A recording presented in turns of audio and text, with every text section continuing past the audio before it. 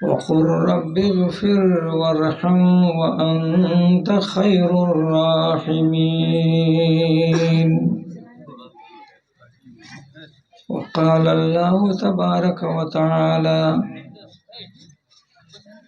واعف عنا واغفر لنا وارحمنا أنت مولانا فانصرنا على القوم الكافرين.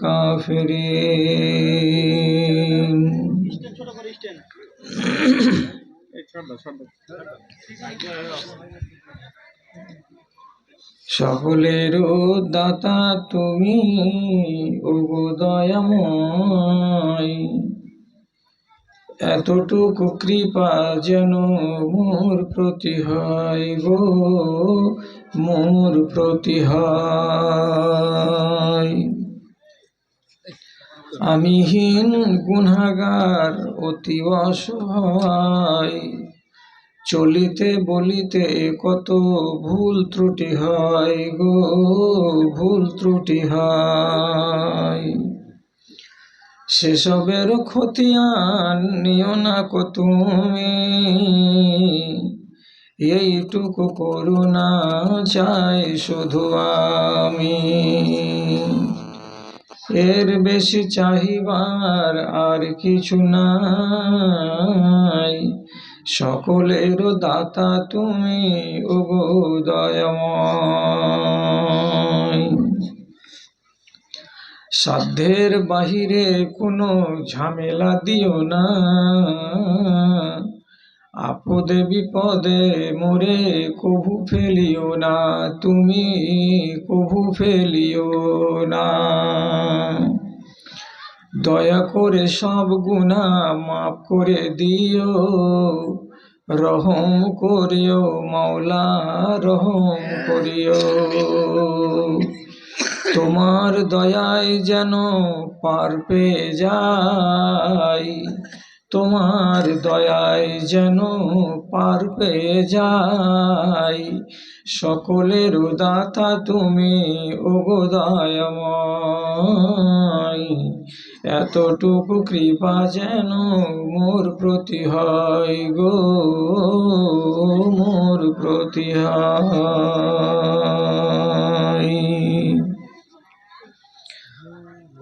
মাননীয় সভাপতি সাহেব, সমবেত এই গ্রামের এ প্রান্ত থেকে ওই প্রান্ত থেকে চারিদিক থেকে দিনের দরদকে বুকে নিয়ে ইমানি জজবাকে সাথে নিয়ে উপস্থিত বিভিন্ন শ্রেণীর ছোট বড়, ধনী গরিব, শিক্ষিত ও অশিক্ষিত আমার প্রাণের ভাই ও বন্ধুগণ, তথা যদি থেকে থাকেন আড়ালে আবডালে আমার আদরের মাতা ও ভগ্নীগণ, আমি আল্লাহ রাব্বুল আলামিনের শুকর গুজারি করছি এবং তার সংক্ষিপ্ত স্তুতিবাদ গাইছি যে মহান আল্লাহ তাআলা আমাকে এই পবিত্র রমজান মাসে এখন পর্যন্ত বাঁচিয়ে রেখেছেন। নানাবিধ অসুখের মধ্যে থেকেও রোজাটিকে কষ্টের সঙ্গে পালন করছি। চলার মতো ক্ষমতাটা কদিন থেকে নেই বললেই চলে, বলার মতো ক্ষমতা আরও কম, দুর্বলতা চারিদিক থেকে ঘিরে ধরে রেখেছে। কথায় বাধা আছি বলে এই গ্রামের মানুষের সাথে একটা পুরানা উলফাত চলে এসেছি, কিন্তু এতটুকু মুরদ নেই যে হয়তো দীর্ঘ সময় ধরে টানতে পারবো। তবু আল্লাহ রাব্বুল আলামিনের হাজার শুকরিয়া, এ পর্যন্ত পৌঁছেছি, কিছু কথা আপনাদের সামনে রাখছি। আপনারাও বেঁচে আছেন, রমজান মাসকে পেয়েছেন। এই পবিত্র রমজান মাসের বদৌলতে যদি একজন মুমিন মানুষ শুধু চেষ্টা করে থাকে, তাহলে তার নাম জাহান্নামের খাতা থেকে কেটে জান্নাতের খাতায় চলে যেতে পারে, চলে যায়, তার সুন্দর অবকাশ আছে হাদিসের ভেতরে। আমরা যেভাবে পালন করছি, না খেয়ে না দিয়ে, এবং রাতে কিয়ামুল লাইলের কিছু অংশ তাও পালন করছি, তাহলে আমরা কেন আশা করব না যে আল্লাহ তাআলা আমাদের গুনাহ খাতাকে মাফ করে তিনি আমাদের নামটা, আল্লাহ না করুন, যে জাহান্নামের খাতায় আছে সেখান থেকে টেনে জান্নাতের খাতায় তুলে দিবেন। আমরা সবাই বেঁচে আছি, মোহাব্বতের সাথে পালন করছি এই আশাই। তাই সবাই মিলে আল্লাহর শুকরিয়া আদায় করি, নিজের নিজের মুখ ঠোঁটকে নাড়িয়ে আলহামদুলিল্লাহ।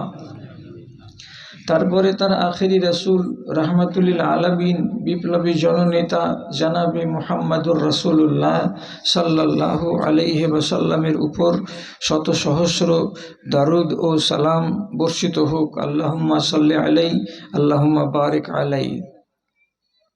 বেরাদারান ইসলাম, কথাগুলো যেগুলো বলছি সেগুলো আপনি মগজে বসাবার চেষ্টা করেন। সুর, তান, অঙ্গভঙ্গি এগুলো দেখিয়েন না। কথাটা কাজের হলেই আসল কাজে হাসিল হবে। কি বলছি? তো ওলামায়ে দ্বীন যারা কোরআন মাজিদকে ভালো করে ঘেঁটে ঘুঁটে তাহকিক করে তদন্ত করে দেখেছেন, তারা বলছেন মানুষের ভেতরে 10টা বদ স্বভাব আছে। 10টা বদ স্বভাব মানুষের ভেতরে থাকে। এটা নয় যে সবটি আপনার ভিতরে আছে, এটা নয় যে একটাও আমার ভিতরে নাই, এরকম নয়। কাউকে আল্লাহ হয়তো 4টা দিয়েছেন, কাউরি ভেতরে 5টা আছে, কাউরি ভেতরে 6টা আছে, কাউরি ভেতরে 7টা আছে। বদ স্বভাব মানুষের কাছে থাকে। এই বদ স্বভাবগুলো যখন বেশি করে মানুষের উপরে চাপ সৃষ্টি করে, তখন তার অন্তরটা, তার নফসটা ঘেরার ভিতরে পড়ে যায়। ঘেরার ভিতরে পড়ে গিয়ে তখন হয় কি, ওর ভিতরে দাগ লেগে যায়। যখন দাগ লেগে যায় তখন এই নফসটাকে আবার 3 রকমের নাম দেওয়া যায়। অর্থাৎ 10 রকমের রোগের যতটা চাপ থাকবে, ঠিক সেই অনুসারে আপনার নফসটার নাম দেওয়া হবে। কোনগুলো নফসকে বলা হয় আম্মারা, কোনগুলো নফসকে বলা হয় লাওয়ামা, আর কোনগুলো নফসকে বলা হয় মুতমাইন্না। কোনটা ভালো, কোনটা মাঝারি, আর কোনটা 3rd গ্রেডের, আমি কিছুক্ষণ পরে আপনার সামনে খুলে দিচ্ছি। কি কি বদ স্বভাব আমাদের ভেতরে আছে মিসাল হিসাবে 2-4টা আমি বলছি। যেমন আল্লাহ তাআলা আমাদের সবাইকে দুর্বল করে তৈরি করেছেন, কমজোর। আল্লাহ কোরআনে নিজেই বলছেন খলিকাল ইনসানু দাইফা, সমস্ত মানুষকে আমি কমজোর করে তৈরি করেছি। তাহলে কমজোর যদি হয় তো এটা কি ভালো গুণ? কমজোর হওয়া তো ভালো গুণ নয়। তো কমজোরটা কেমন? ওলামায়ে দ্বীন মুফাসসিরিনে কেরাম বেশ কিছু কথা বলেছেন, এর উপরে আমি শুধু একটা বলছি। কমজোর কেমন? আপনি 2 ছেলের বাপ, আপনার ভালো স্ত্রী আছে বাড়িতে, আপনি রাস্তা ধরে চলে যাচ্ছিলেন, উল্টো দিক থেকে একটা মহিলা আসছে, ওর শরীরে শালীন কাপড় নাই, মেয়েটির শরীরের আধা অংশ খোলা, আপনি তার দিকে চোখ ফেলে দেখলেন, তো তার আধা আধা খোলা খোলা শরীরকে দেখে আপনার মনের ভেতরে একটা বদ খেয়াল তৈরি হলো, কি এই মেয়ে লোকটা যত সুন্দর, এর কাছে আমার বাড়িটা 2 আনাও নয়।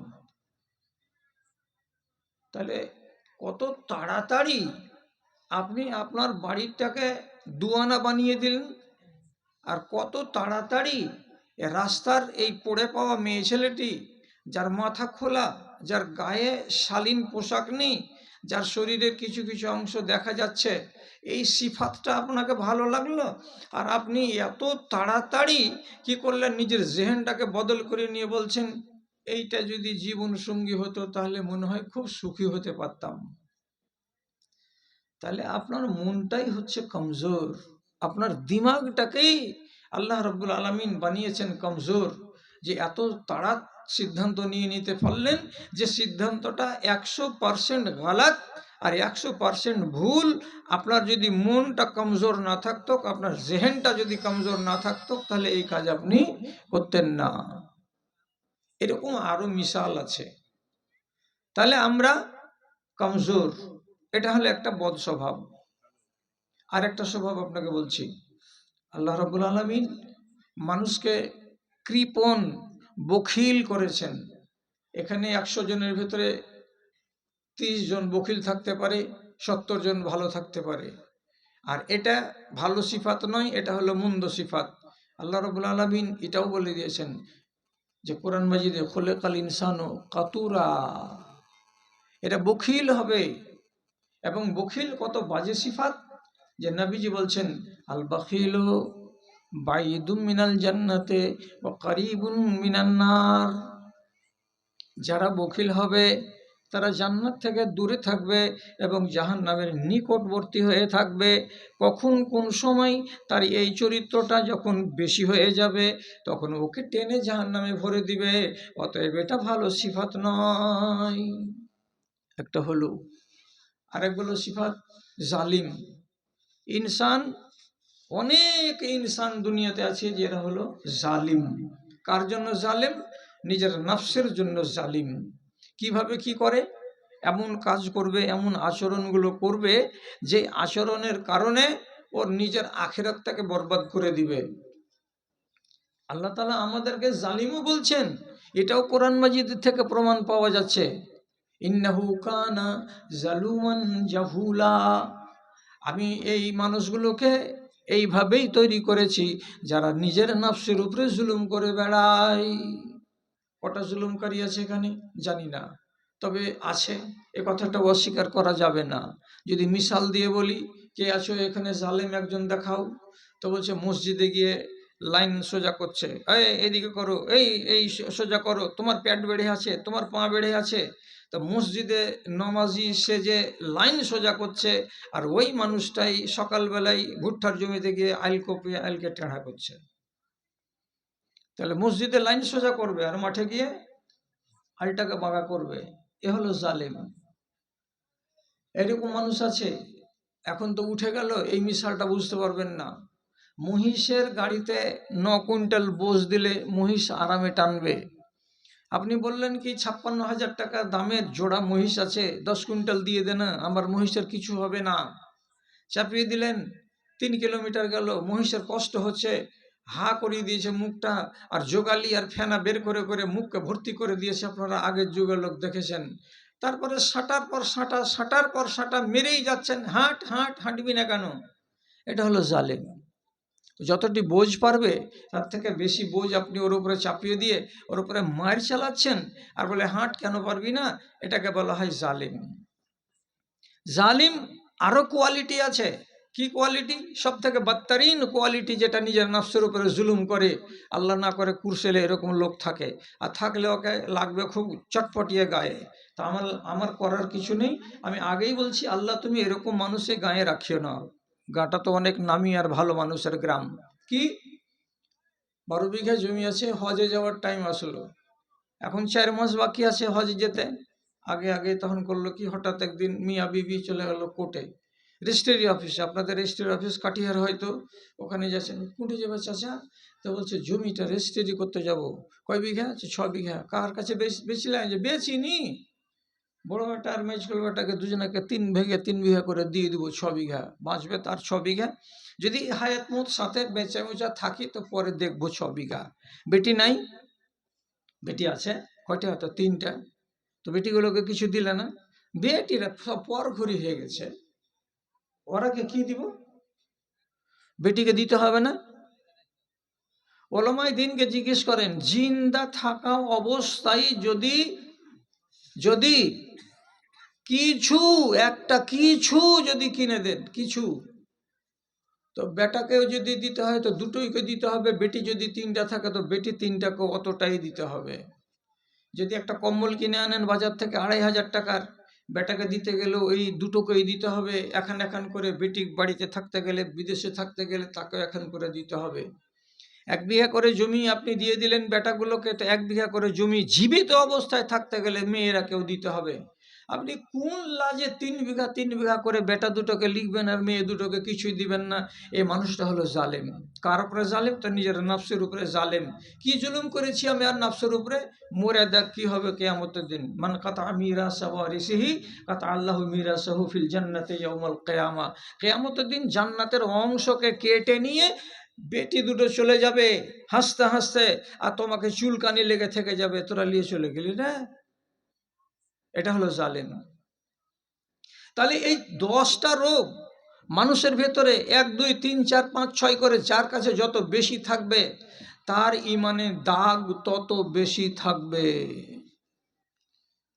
তাহলে আপনার এই নফসের নাম এবার কি হলো? 3 রকমের নাম হলো। একটার নাম হলো আম্মারা, একটার নাম হলো লাওয়ামা, আর একটার নাম হলো মুতমাইন্না। আম্মারা কাকে বলা হয়? ওই নফসটাকে বলা হয় যে নফসটা জানে যে এই কাজটা করা ঠিক নয়, বুঝে যে এই কাজটা করতে গেলে অন্যায় হবে, তারপরেও যদি করে তো তাহলে সে নফসটাকে আম্মারা বলা হয়।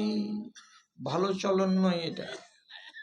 এই নফস নিয়ে যদি কোনো মানুষ মরে তাহলে লাল কার্ড হাতে পাবে, ওকে জাহান্নামে আগে যেতে হবে, তারপরে কতকাল জ্বলবে পুড়বে, তারপরে আল্লাহ তাআলার মেহেরবানিতে জান্নাতের মুখ দেখতে পাবে। প্রথম চান্সে ও জান্নাতের মুখ দেখতে পাবে না। জানে, যারা জানে যে এটা অন্যায়, এটা করতে গেলে ভুল হবে, এটা করতে গেলে আল্লাহ নারাজ হবেন, তারপরেও করবে। কি দিয়ে বুঝাবো আপনাকে? বুঝাচ্ছি, ভালো করে দেখেন। আনুমানিক বয়স হবে 15 বছর। এরকম বয়সের গোরা চাট্টা খুবসুরত, এত খুবসুরত যে পৃথিবীর যত খুবসুরতি আছে তার অর্ধেক খানি আল্লাহ তাআলা তাকে দান করেছিলেন। এত খুবসুরত ইনসান 15 বছর বয়সে, আপনি নাম বলে দিবেন এক্ষুনি, আমি নাম বলছি না তো। 15 বছর বয়সে তাকে তার ভাইয়েরা ইন্দারাতে ফেলে দিল।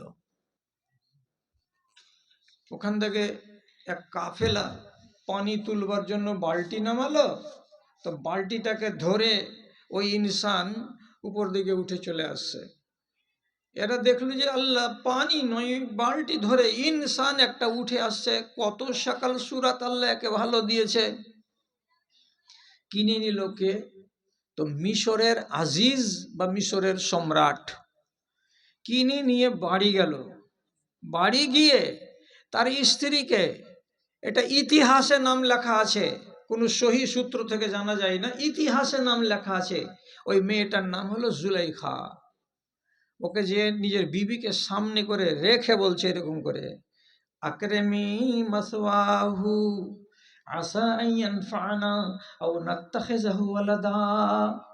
এ বিবি, এ বাচ্চাটার সম্মান করো, বাচ্চাটাকে ইজ্জতের সঙ্গে থাকতে দাও বাড়িতে। এই ছেলেটা আমাদের অনেক কাজে আসবে এবং বড় হয়ে যদি দরকার লাগে তো আমরা একে নিজের বেটা বানিয়ে নেব। কেন যে এখন পর্যন্ত তোমার এবং আমার ঔরসে কোনো ছেলে পেলে নাই, বেটা করে নিব এটাকে। এত সুন্দর ছেলে, ইজ্জত করো, সম্মান করো, আদর করো, বাড়িতে রাখো। হযরত ইউসুফকে রেখে দিলেন বাড়িতে। স্বামী রাষ্ট্র সামলে বেড়াচ্ছেন আর বাড়িতে বিবি। 1 মাস গত হলো না, 2 মাস গত হলো না, খারাপ সেন্সে খবরদার মগজে উঠাবেন না, ভালো নিয়তে ভালো করে শুনবেন, গলত কোনো কথা যেন জেহেনে না ঢুকে, কেন যেটা একজন নবী। কোরআন কি বলছে? وراودته التي هو في بيتها عن نفسه وغلقت الأبواب وقالت هيت لك।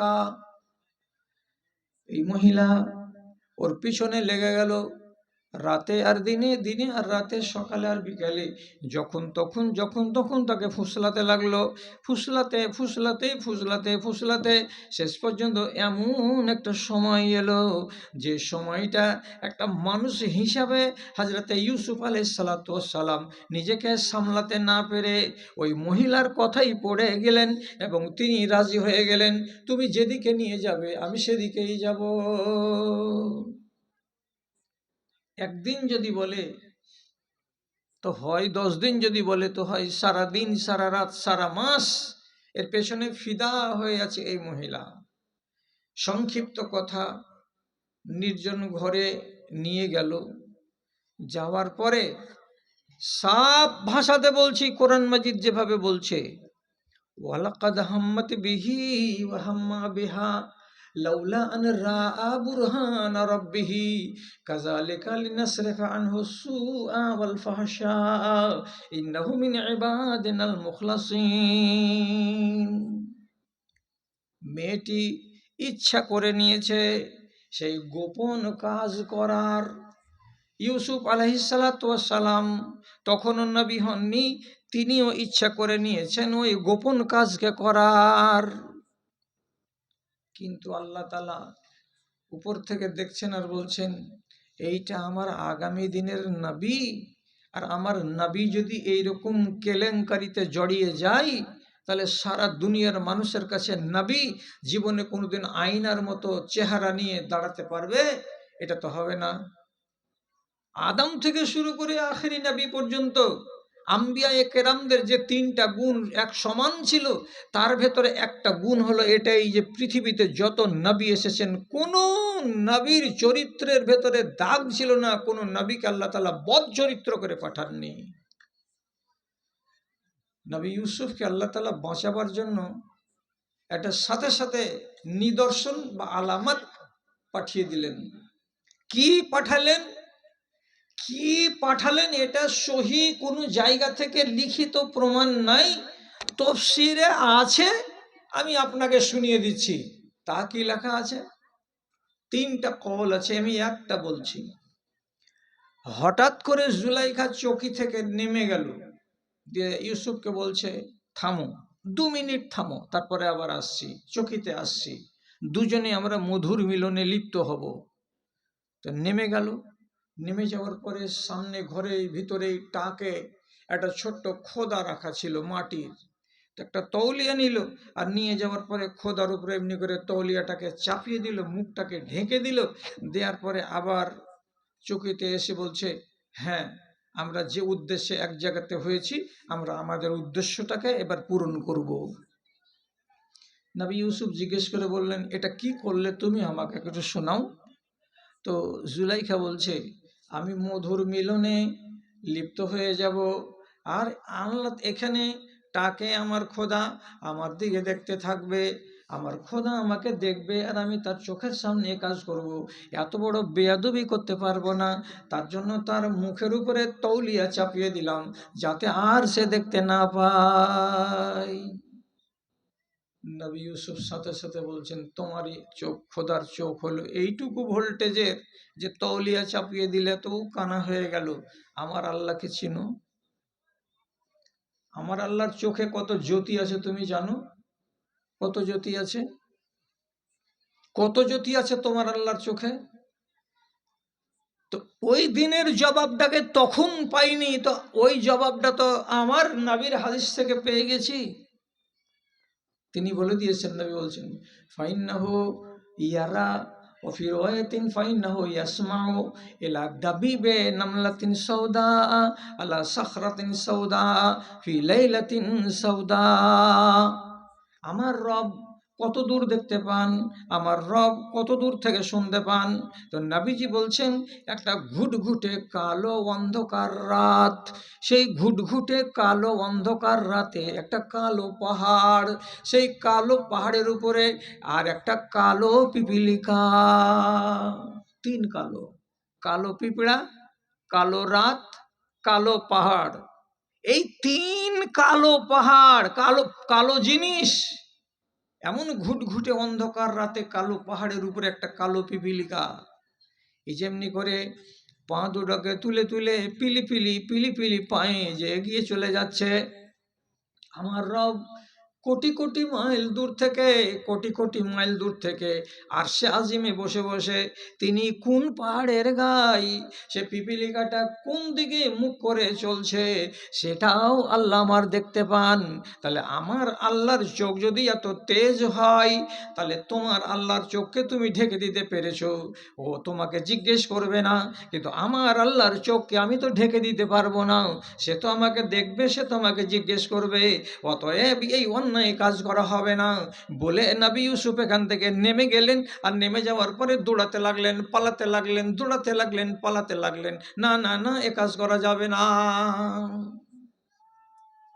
কাহানি তো লম্বা, আমার উদ্দেশ্য তো কাহানি বলা নয়। আমি এইখান থেকে এইটুকুই নিলাম।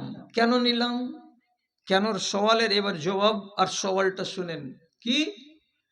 এই জুলাইখা, তুমি কি জানো না প্রথম দিন তোমার স্বামী তোমাকে কি বলেছিল? কি বলেছিল কথাটা? যে আকরিমি মাসওয়াহু, এই ছেলেটার সম্মান করো। আশা আইয়ান ফানা আও নাত্তাখিযাহু ওয়ালাদা, এই ছেলেটা আগামী দিনে আমাদের কাজ দিবে, অথবা একে আমরা ছেলে বানিয়ে নেব। যদি ছেলে বানাই তো তোমার মতো মেয়েটাই জবাব করুক, এই ছেলেটাকে যদি আমরা ছেলে বানিয়ে নিই, এই ছেলেটার সঙ্গে তোমার এই ব্যবহার করা ঠিক হচ্ছে? তোমার নফসকে জিজ্ঞেস করো। আর একটা জিজ্ঞাসা, তুমি কি জানো না যে একজন লোকের তুমি বাড়িওয়ালি? নফসকে জিজ্ঞেস করো, গা লাগে নয়, নিজের মনকে জিজ্ঞেস করো। তুমি কি জানো না যে তুমি একজনের বাড়িওয়ালি? তো একজনের বাড়িওয়ালি হয়ে তুমি এই আমানতে খেয়ানত কেন করতে যাচ্ছ? তুমি তোমার নফসকে জিজ্ঞেস করে বলো, তোমার স্বামী আছে কিনা? যদি তোমার স্বামী বেঁচে থাকে, তো তাহলে তোমার স্বামী যদি জানতে পারে, তো এটাতে নারাজ হবে না খুশি হবে? এটা কি তোমার জ্ঞান নাই? নিশ্চয়ই তোমার জ্ঞান আছে। তুমি যে কাজটা করতে যাচ্ছ, তোমার স্বামী যদি জানতে পারে, তো তাহলে তোমার স্বামীর মনটা খারাপ হয়ে যাবে। এটা কি তুমি বুঝতে পারো না? স্বামী যেদিন জানতে পারবে, সেদিন এই ছেলেটার প্রতি কত তার ঘৃণা জন্মে যাবে। অথচ ছেলেটা তো নির্দোষ, তো একটা নির্দোষ ছেলেকে তুমি দাগি বানাতে যাচ্ছ। কার কাছে? তো তোমার স্বামীর কাছে। এতগুলো অন্যায় তুমি জেনে শুনে বুঝে সুঝে যে করতে যাচ্ছ, তোমার নফসটাকে আল্লাহ রাব্বুল আলামিন কেমন করেছেন? শেষে কাহানি তো লম্বা, গোটা একটা সূরা আছে, সূরা ইউসুফ। তো অত কাহানির দরকার নেই। এই মহিলার অপবাদের কারণে, ইলজামের কারণে ইলজাম দিয়ে দিল, গেট পার হইতে নেই। নবী পালিয়ে যাচ্ছেন ইউসুফ, আর গেট পার হয়ে যাওয়া মাত্রই স্বামীর সাথে দেখা। আর যেমনি স্বামীর সাথে তার দেখা হয়ে গেল, এই মহিলার একবারে উল্টো ভাবে ঘুরে গেল 180 ডিগ্রি। আজ স্বামীকে বলছে, কি হবে এটা? কিসের? মা জাযাউ মান ইয়াফআল যালিকা মান আরাদা বিআহলিকা সুআন ইল্লা আইয়ুসজানা আও আযাবুন আলীম। তোমার অবর্তমানে যে ছেলেটা তোমার স্ত্রীর সঙ্গে এরকম টানা হেঁচড়া করে, এমন ছেলেটার কি আযাব হওয়া চাই? দেখেন স্বামীকে কি বলছে, উল্টা কথা। তুমি ছিলে না, আর আমাকে ফাঁকা পেয়ে একা বাড়িতে এই ছেলেটা টানা হেঁচড়া করছিল। স্বামীর মন খারাপ হলো। কি করতে হবে? এই আবার জব দিয়ে বলছে জেলে ভরো, তাছাড়া আরাম নাই। শেষ কথা হলো এই যে নবীকে জেলে যেতে হলো। 9 বছর জেল খাটলেন, 9 বছর। তারপর এমন একটা সিচুয়েশন তৈরি হলো, শর্টের উপরে বলি, যে ওই নবীকে জেল থেকে বের করার জন্য সম্রাট নিজে পাগল, বের করো ওই ছেলেকে, বের করো। তখন উনি শর্ত দিয়ে বললেন, মা বালুন নিসওয়া, ওই মেয়েগুলোর হাল কি আগে আমাকে শোনাও। যে মেয়েগুলো 9 বছর আগে আমাকে দাগ দিয়েছিল, দিয়ে জেলে ভরেছিল, ওরা কি বলছে? তখন রাজা আবার গেলেন, যে জিজ্ঞেস করতে গেলেন একে একে একে একে। শেষে জুলাইখাকে জিজ্ঞেস করে বলছেন, বলো কি খবর? তো সেদিন জুলাইখা বলছে, আল আন হাস হাসা আল হক, আজকে হক সূর্যের মতো পরিষ্কার হয়ে দেখা দিয়েছে। আমি জালিম, আমি জালিম। ওই ছেলেটা জালিম নয়, ছেলেটা সাধু, ছেলেটা পাক। এর ভেতরে কোনো রকমের গান্দেগি একটুও ওর ফিতরাত আল্লাহ তাআলা দেয়নি। যত কিছু কীর্তি করেছি তো আমি করেছি, আর আমি করে দিয়েছি। দেওয়ার পরে আজ বলছে জুলাইখা কি, ওমা ওবাররে ও নাফসি ইন্নান নাফসা লাআম্মারাতুন বিসসুই ইল্লা মান রাহিমা রাব্বি।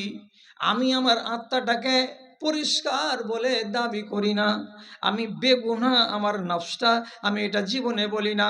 কেন? আল্লাহ রাব্বুল আলামিন এমনই নফস বানিয়েছেন দুনিয়াতে, কতগুলো নফস জানার পরেও এরকম হারামি কাজ করবে। তো যাকে আল্লাহ রহম করে সেই বেঁচে যায়, আর যার উপরে আল্লাহ তাআলা রহম করেন না সে ফেঁসে যায়। আমার উপরে আল্লাহর দয়া হয়নি বলে আমি এত জুলুমের কাজে ফেঁসে গেছিলাম, আমার দোষ, ওই ছেলেটার দোষ নয়। আম্মারা আত্মা কোনটা? জেনে বুঝে তারপরে আক্কেল থাকা সত্ত্বেও এমন কাজ করবে, এই আত্মাটা হলো আম্মারা। আর নিজে অন্যায় থেকে নিজেকে মুক্ত করার জন্য তাড়াতাড়ি চিন্তা করবে না, টাইম নিয়ে নিবে, অনেক অনেক টাইম নিয়ে নিবে। কতদিন টাইম নিবে? ও তো নিল 9 বছর। আমাদের দেশের লোক কতদিন টাইম নিবে? পাপ করে করে করে করে করে যখন ছালা ভর্তি হয়ে যাবে তখনও হুঁশ হবে না যে আমি এখান থেকে ফিরে আসি।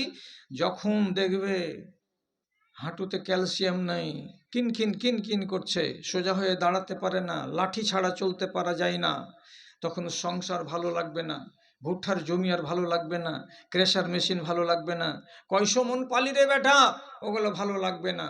শুধু ওকে ভালো লাগবে তখন কি, একবার করে মসজিদে যাবে, বসে বসে ঠুকুর ঠুকুর 2 রাকাত নামাজ পড়বে, আর নিজের তাসাল্লি ওতেই বোধ করবে, আর একা একাই চুরিয়ে চুরিয়ে আল্লাহ রাব্বুল আলামিনের কাছে তখন ক্ষমা চাইবে, বলবে পরওয়ারদিগার এরকম করে জিন্দগি কাটিয়ে নিয়েছি, তুমি আমাকে এখন মাপ দাও।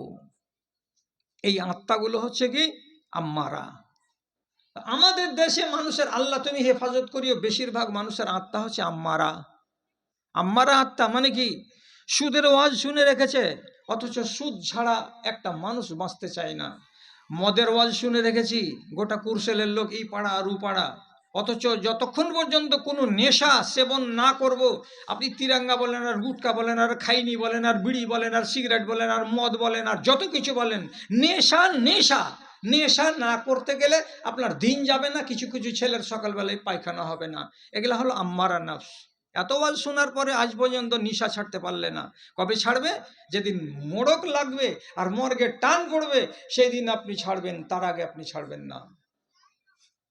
ভাইজান, আপনি মনে মনে বলবেন যে এগুলো তো ছোটোখাটো কথা জি মৌলভী সাহেব, মৌলভীর আওয়াজ করে যে গেলো বড় গুনাহ আছে আর এক গেলো ছোট গুনাহ আছে, তো এই তিরাঙ্গার প্যাকেট খুলে খেয়ে নিলাম তো এত বড় গুনাহ হয়ে গেল? একটু যদি খৈনি কচিলে খেয়েই নিলাম তো এত বড় গুনাহ হয়ে গেল? তা আমি অত বড় যদি না অস্বীকার করি, তাহলে আপনাকে 2 মিনিটের জন্য বলছি, স্টেজে তো আলেম বসে আছেন, তাদের সামনে আপনি সকালবেলা একটু সার্টিফিকেট করে নেবেন তো যে মৌলভী সাহেবটা দালালি করছিল না ভালো কথা বলছিল। কি কথা? রাসূলুল্লাহ তাবুকের যুদ্ধ শেষ করে বাড়ি ফিরে আসছেন, রাস্তাতে এক জায়গায় সাহাবীদেরকে থামিয়ে দিলেন। দেওয়ার পরে সব সাহাবীটিকে বলছেন, সেই দিন কাছাকাছি 10-12 হাজার সাহাবী আছেন, তো কি বলছেন তিনি?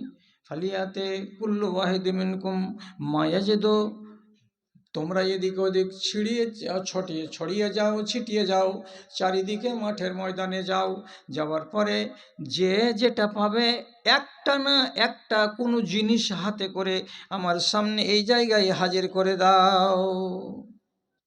কি কি পাবে?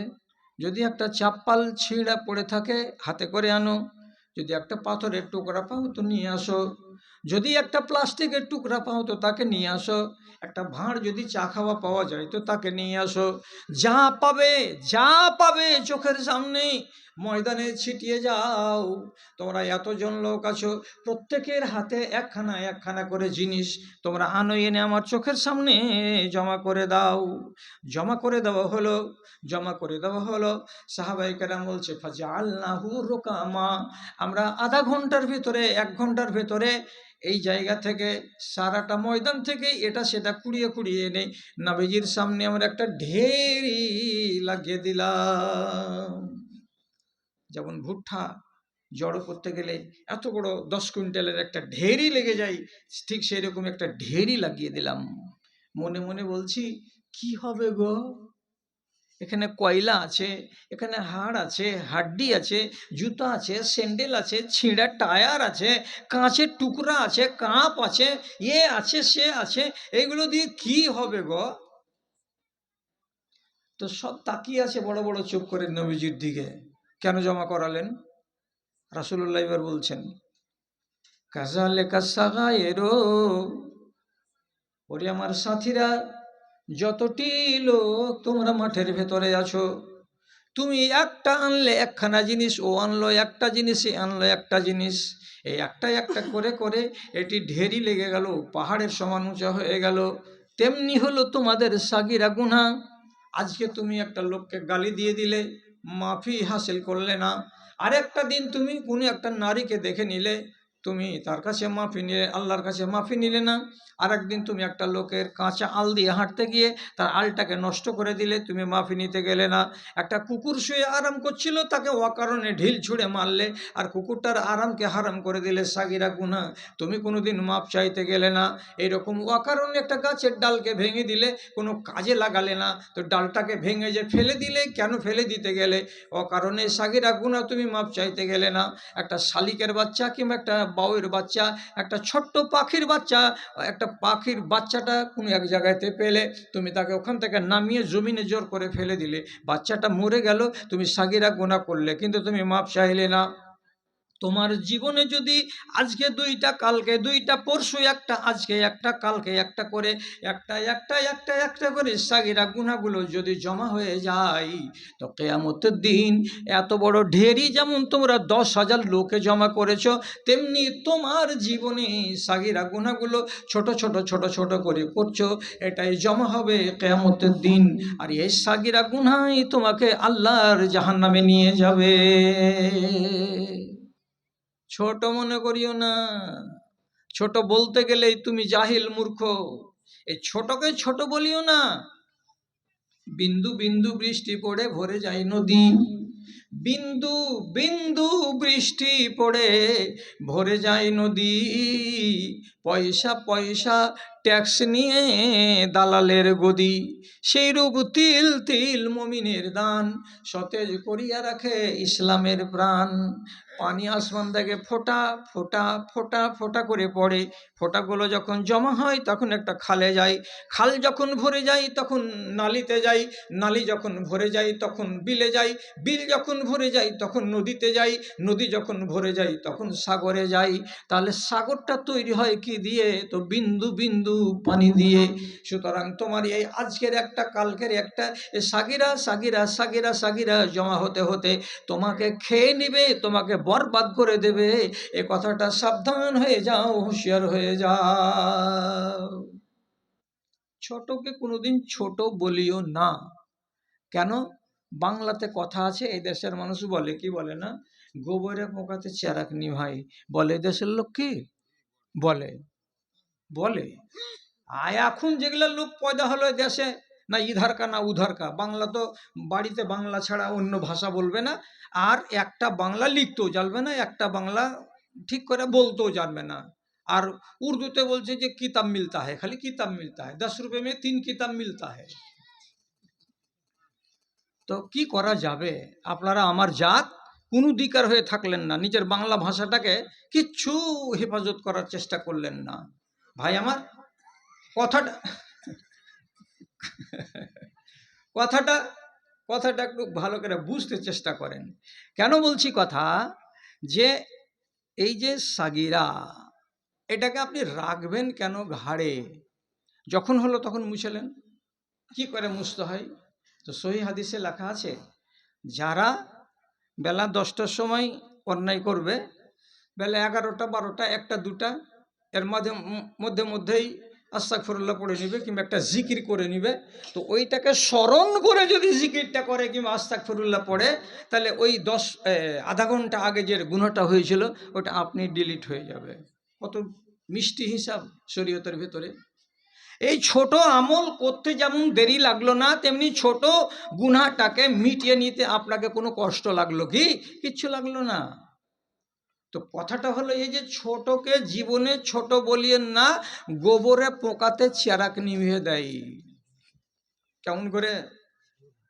উঠতে উঠতে আর একবার যদি মোজ চেরাকের উপরে বসে যায় তো চেরাকটা নিভিয়ে যাবে দুপ করে, অথচ ওর ভিতরে কি ক্ষমতা আছে চেরাক নিভাবার? তো ছোট বলে হেলা করতে নেই, ও যে চিরাক নিভিয়ে দিয়ে বাড়িটাকে অন্ধকার করে দিতে পারবে। হিসাব তো অনেক আছে, তা আমি আপনাকে খালি ছোট করে বলছি, একটা নেই দুটা কথা বলছি। হুদহুদ পাখি চিনেন কি? চিনেন? না হলে কাঠঠোকরা, কাঠঠোকরা চিনেন? লাল রঙের পাখিটা দেশ থেকে মানে একরকম উধাও হয়ে গেল, আর দেখতে পাওয়া যায় না। ওর মুখে দেখবেন এতক্ষণ সাহারের খিল লাগা আছে মনে হবে। হ্যাঁ, এটা পাখির নাম হলো হুদহুদ। এর নাম আছে কোরআন মাজিদে। এখন আপনি হুদহুদ বললাম, 4টা অক্ষর লাগলো তো কিছু হলো না। আর কোরআনকে খুলে দিয়ে যদি আপনি পড়তে লাগেন সূরা নাবা, আর পড়তে পড়তে যেমনি আসবে সূরা হুদহুদে, হুদহুদের নাম, 4টা অক্ষর পড়াতে আপনি 4-10-40টা নেকি পাবেন। ইয়ামু পাখির পাখি। তো সামান্য এত বড় একটা পাখি, বেলা 10টার সময় নবী সুলাইমান সব পাখিকে দেখছেন, ই আছে, ও আছে, ও আছে, ও আছে, সাত ভাইয়া, ফেচুক, অমুক তমুক সবাই আছে। হঠাৎ করে বলছেন, মালি লামারা আল হুদহুদ, হুদহুদকে দেখতে পাই না, কই রে হুদহুদ কোথায় গেল রে? এই যে হুদহুদ নাই, ইও বলছে নাই, ও পাখি বলছে নাই, কই আমিও দেখিনি, ও বলছে আমিও দেখিনি। রাগের জ্বালাতে বলছেন, আচ্ছা থাম, আয় 11টা হতে হতে এমন আজাব দিব যে ঢংটা ধরিয়ে দিব, আর না হয় তোর পাখাকে কেটে দিব, যাতে তুই আর উড়ে যেতে না পারিস কোথায়। এদিকে আসছে তো একদম 3 ঘন্টা লেট করে। ততক্ষণে খবর হয়ে গেছে সব পাখিকে, রাস্তাতে দেখা হয়েছে ঘুঘুর সাথে, উড়ে গেছিলি হ্যাঁ, যা জোখালি বেতর। নবী সুলাইমান খুঁজছিল সকাল থেকে, এও বলছে এই উড়ে গেছিলি সকালবেলায়, যা ওখানে যেয়ে দেখ না কি ঠেলাটা আছে, বুঝতে পারবি। এ তো খবর পেয়ে গেছে যে আজ আমার 12 বাজবে। নবী সুলাইমানের দরবারে এসেই ও না আহমদহু আনসল্লি আলা কোনো খুদবা টুদবা নেই, একবারে সামনে সামনে এসে বসে যায়, বলছে ইন্নি আহাত্ত বেমা লাম তুহিত বিহি। হে নবী সুলাইমান, আমার উপরে রাগ করিয়েন না, আমাকে আযাব দিতে চেষ্টা করিয়েন না। আমি এমন একটা খবর এনেছি যে খবরটা আপনি জানেন না। যেতো বেসাবাইন মিন সাবাইন বেনাবাইন, আমি এখান থেকে সকাল 10টার সময় 8টার সময় উঠতে উঠতে উঠতে উঠতে উঠতে উঠতে চলে গেছিলাম এরোপ্লেনে, তাকে 2.5 থেকে 3 ঘন্টা লেগে যাবে, 4 ঘন্টা লেগে যাবে, এত দূর সময়কে আমি উড়ে চলে গেছি। কোথায় তো সাবা নগরী আছে, কোথায় তো ইয়ামান দেশে, আমি ওইখান থেকে খবর নিয়ে এসেছি যে খবর আপনি নিজেও জানেন না। নবী সুলাইমানের রাগ কপুর হয়ে উড়ে গেছে। কিরে, কি নিয়ে এসছিস খবর? তো বলছে দেখলাম ওইখানে একটা বেটি ছেলে সিংহাসনে বসে আছে, আর ওর সামনে হাজার হাজার মিলিটারি আছে, সব ভাঁড়ুয়ার দল। ওই মেয়ে ছেলেটিকে তারা সম্মানের সাথে আরো সে বসিয়ে রেখেছে, তাকে প্রধান বানিয়ে রেখেছে। ও হলো রানী, আর এরা হলো সবাই বেটা ছেলে প্রজা। সবাই ওই দেশের লোক সূর্যের পূজা করে। আমাকে দেখতে বড্ড ঘৃণা লেগেছে, একটা মেয়ে ছেলেকে চেয়ারে বসিয়ে রেখে তোরা অপদার্থের দল বেটা ছেলে বাইরে বসে আছিস, আর সবাই মিলেমিশে তোরা সূর্যের পূজা করছিস। আমি নিজের চোখে দেখে এলাম হে নবী সুলাইমান। নাই বলছেন, ঠিক দেখলি কি বেঠিক দেখলি, কি যে হলো? আচ্ছা ঠিক আছে, তো একটা চিঠি দিচ্ছি নিয়ে যা, তোরই সত্যটা তো প্রমাণ হয়ে যাক। এখন একটা চিঠি দিলেন, ঠোঁটে করে চেপে নিয়ে ফের ফিরিক ফিরিক ওই উঠতে লাগলো, তো তিরিক তিরিক করে উঠতে উঠতে উঠতে উঠতে উঠতে উঠতে আবার সাবা নগরীতে, যেখানে বিলকিস রানী বসে আছে, তার সামনে নিয়ে গিয়ে চিঠিখানে তুপ করে রেখে দিল। রানী বিলকিস খুঁজে বাইর করে দেখছে, চিঠিখানে পড়লো, তাতে পরিষ্কার তো লেখা আছে যে এটা সুলাইমান আলাইহিস সালামের পক্ষ থেকে যাচ্ছে তোমার কাছে। আর চিঠিটা পড়ার পর তখন এই মহিলা বলছে সবটি ওর প্রজারাকে ডেকে, এই কি করবা, এইরকম একটা চিঠি এসেছে, চিঠিতে বলছে আমাকে মেনে নাও, কোনো এক সম্রাট বলছে, যদি মেনে নেওয়া যায় তো কেমন হয়। তখন সবটি ওর প্রজারা বলছে এইরকম আমরা সব বুলেট বুলেট চেহারার লোক, সবকে গুঁড়া করে রেখে দিব, কাউরি কথা শুনতে হবে না, আপনি ডোন্ট কেয়ার হয়ে বসে থাকেন। তো বেটি ছেলে হতে গেলেও কাজের বেটি ছেলে ছিল, জ্ঞানের বেটি ছেলে ছিল। তো ও নিজের সিংহাসনে বসে বসে বলছে যে শোনো হে, যদি কোনো দেশের রাষ্ট্রনেতা কোনো অন্য দেশে চড়াও হয় তো আফসাদু আহলাহা, ওইখানকার মানুষের কিন্তু অনেক রকমের ঘটনা ঘটে যায়, লন্ডভন্ড হয়ে যায়, দেশকে চূর্ণ বিচূর্ণ করে দেয়। ভাবনা চিন্তা করে কথা বলো। এরা বলছে না কিচ্ছু হবে না। এতটি তোহফা দিয়ে পাঠালো, মিলিটারিদেরকে দিয়ে তোহফা দিয়ে পাঠালো যে রাজাটাকে দেখো কত, ওর আন্দাজ পাওয়া যাবে তোহফা পাওয়ার পরে চুপচাপ থাকছে কি থাকে না। নবী সুলাইমান ওর থেকে 22 গাড়ি বেশি করে তোহফা দিয়ে বলছে তুই আমাকে কিনতে এসেছিস, আমি পূর্ব আর পশ্চিমের সমস্ত এলাকার মালিক, আর আমি হলাম এত বড় রাজা, আর তুমি আমাকে তোহফা দিয়ে কিনতে এসেছো। সাথে সাথে রাগ করে বলেছিলেন আমার এই দরবারে কোনো লোক আছো যে আমাকে ওই জায়গাতে পৌঁছে দিতে পারো? তো একজন বলল যে জি হ্যাঁ, আপনার এই চোখের পলক মারার আগে আগে আপনাকে আমি ওখানে পৌঁছে দেবো, আপনার সিংহাসন সমেত পৌঁছে দাও। পৌঁছে দেওয়া হলো। যেমনি পৌঁছে দেওয়া হলো, দেখা মাত্রই শব্দ একবারে হুঁশহারা। নবী সুলাইমান সমস্ত এলাকার লোকটিকে বন্দি করে দেশের মাটিতে নিয়ে আসলেন। শেষ পর্যন্ত বিলকিস রানী ঈমানও এনেছে, এবং এত বড় ভুল কাজ যে করেছিল যে আমি রানী হয়ে রাজত্ব চালাচ্ছিলাম, এটা যে অন্যায়, তখন শেষের বেলায় ঈমান আনার পরে আল্লাহ রব্বুল আলামিনের কাছে মাগফিরাতের দোয়া করেছে। সে দোয়া কোরআন মাজিদে লেখা আছে, এবং তারপরে তার শাহাদাত এসেছে জিন্দেগিতে, আর দেশের লোকেরাও ইজ্জত ঘুরিয়ে পেয়েছে। আপনাকে শুধু বলতে চাইছি, যদি হুদহুদ পাখিটাকে জবাই করে বাড়িতে রান্না করি, 4 বাপ বাটার তরকারি হবে? হবে না। 2 বাপ ব্যাটারও হবে না। একটা বড় ঢ্যামনা আলু যদি দেন তাহলে পারে 3 বাপ ব্যাটার কোন রকম করে হবে তরকারি। তাহলে এই সামান্য একটা হুদহুদ পাখিকে আমি তুচ্ছ মনে করি, আপনি তুচ্ছ মনে করেন, এমন পর্যন্ত কি যে জায়গাতে চিঠি নিয়ে যাওয়া হচ্ছে তারাও সবাই তুচ্ছ মনে করে। এই সামান্য একটা পাখি, সামান্য একটা পাখি কি করতে পারে? কি করে দিল? গোটা দেশটাকে বদল করে রেখে দিল, গোটা ইতিহাসটাকে বদল করে রেখে দিল। আর এমনই ইতিহাস তৈরি করলো যে আজ কোরআন মাজিদের ভেতরে আমাদেরকে শিক্ষা দেওয়ার জন্য আল্লাহ রাব্বুল আলামিন তাকে আলোচনা করে রেখে দিয়েছেন। আপনি মনে মনে বলছেন মেয়েটাকে দেখে নিলাম একবার, দেখলাম তো কি, চোখ তো দেখার জন্যই।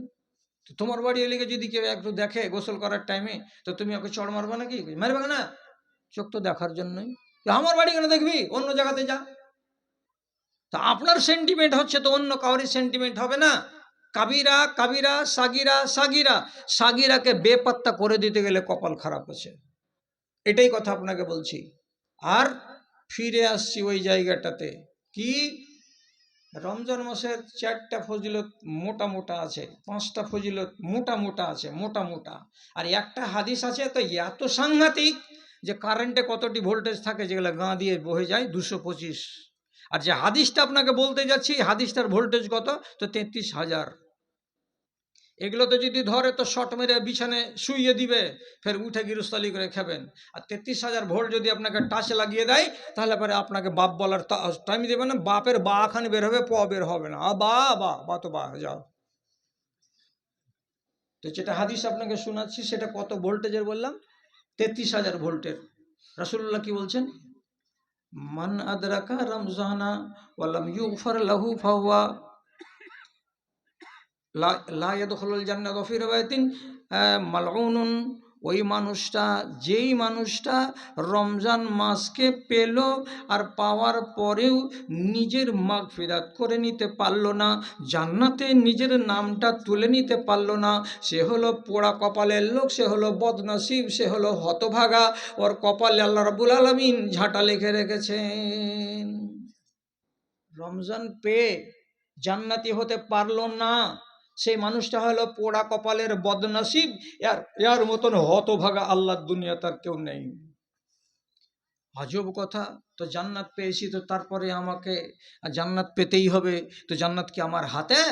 হ্যাঁ, তোমার হাতে, তোমার হাতে জান্নাত। তুমি শুধু এরকম করে ধরো, আর হা করে হাবলা বসে থাকতে গেলে জান্নাতকে ধরা যাবে না। ধরো, কি করে ধরবো?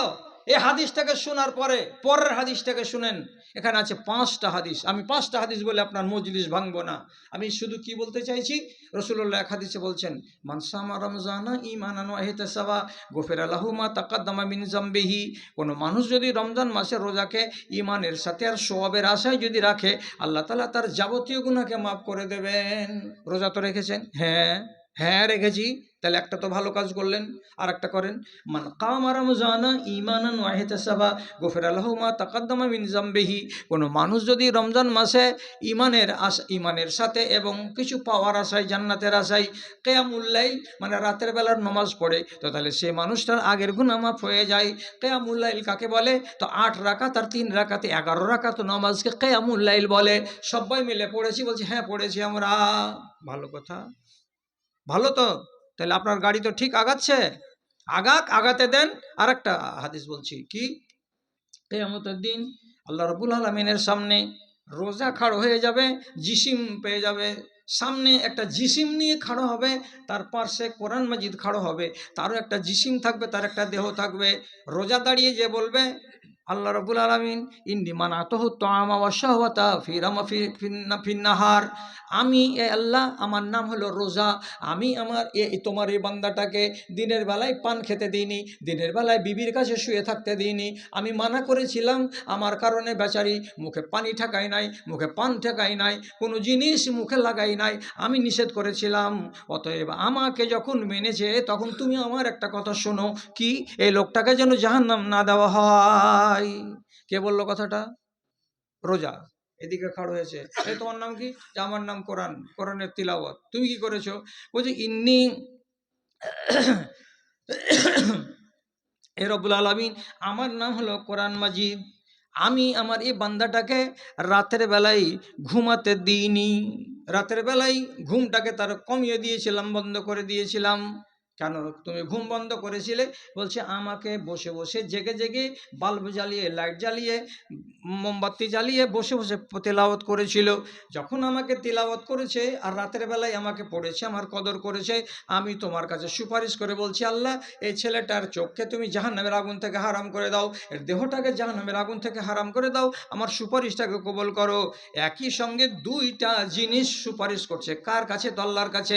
একদিকে রোজা আর একদিকে হলো কোরআনের তেলাওয়াত। আল্লাহ রাব্বুল আলামিন বলছেন, তোরা তো মাখলুক নসিরে, তো তোরাকে আমি রূপ দিয়েছি আজকে তোদের কথা শুনবার জন্য। ঠিক আছে, তোরা এই অবুঝ জিনিস, তোরা দুজন যখন আমার বান্দার জন্য সুপারিশ করছিস, আমি তোদের দুজনের সুপারিশ কবুল করলাম, আমার বান্দার জন্য জাহান্নামকে হারাম করলাম, আমার বান্দার নসিবে আমি জান্নাত লিখে দিলাম।